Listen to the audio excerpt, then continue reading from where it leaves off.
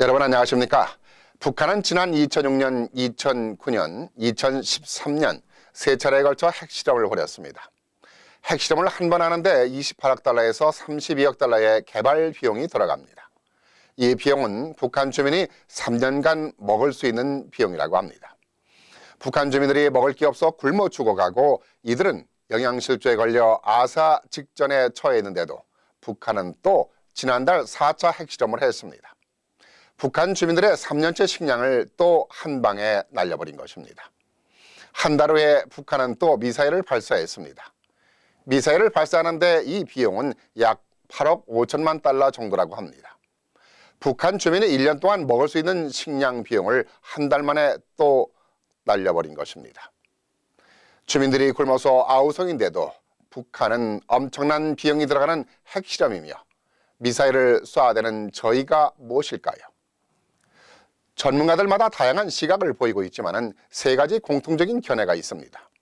첫째, 김정은의 정치적인 지도력을 부각시키는 일이고, 둘째는 북한의 과학기술을 뽐내기 위한 행동이며, 셋째는 벼랑 끝 전술을 통해 외교적 우위를 선점하기 위한 전술이라고 말합니다.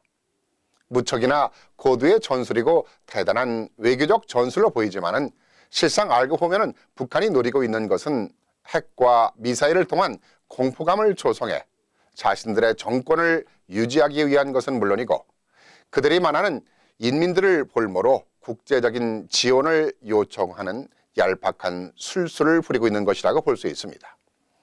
그러나 지금까지 국제사회는 이러한 북한 정권의 얕은 수작을 알고 있으면서도 인도적인 차원에서 식량이나 약품이나 다양한 경제 지원을 아끼지 않았습니다. 대한민국 정부의 대북정책 지원도 인도적인 지원이나 남북 교류 협력을 위한 지원을 아끼지 않았습니다.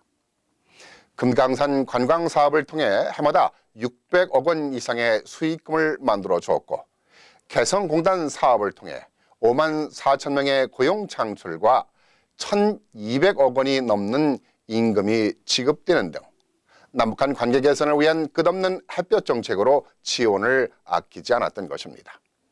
그러나 북한은 이러한 돈으로 북한 주민들을 배불리 먹이는 데에는 나몰라라 하고 자신들의 정권을 유지하기 위한 잿밥에만 눈이 멀어 있는 꼴인 것입니다.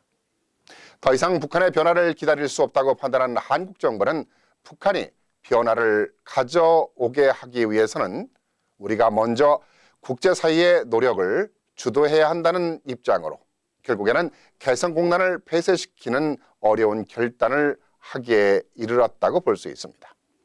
이는 또 한국 정부가 할 수 있는 초강경 대응을 통해 대북 제재에 미온적인 중국에는 간접적인 압력을 가하는 것이고 국제사회는 우리의 의지를 알리는 것이라고 할 수 있습니다. 이러한 영향으로 엊그제는 미 상원에서 전체 회의를 갖고 북한에 대한 초강경 대북 제재 법안이 전격 통과되기도 했습니다. 국제사회도 자연스럽게 동참을 하는 분위기입니다. 이러한 때에 개성공단 가동 중단 문제로 갑론을박을 하는 상황입니다마는 민감한 한반도의 안보 문제인 만큼 고국의 국민들이나 해외 동포들은 이럴 때일수록 범민족 역량을 결집하는 자세가 필요하지 않나 생각합니다.